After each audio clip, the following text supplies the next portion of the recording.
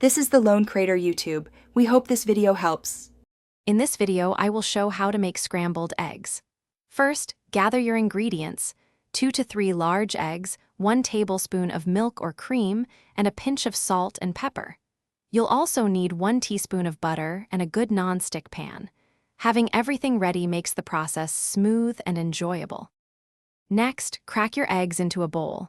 Add the milk or cream along with your salt and pepper.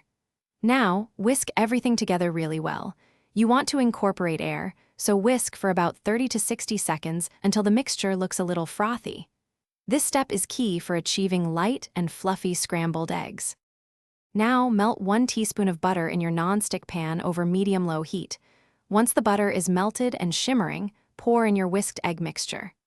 Let it sit undisturbed for about 15 to 20 seconds. Then, using a spatula, gently push the cooked edges towards the center, tilting the pan to let the uncooked egg flow underneath.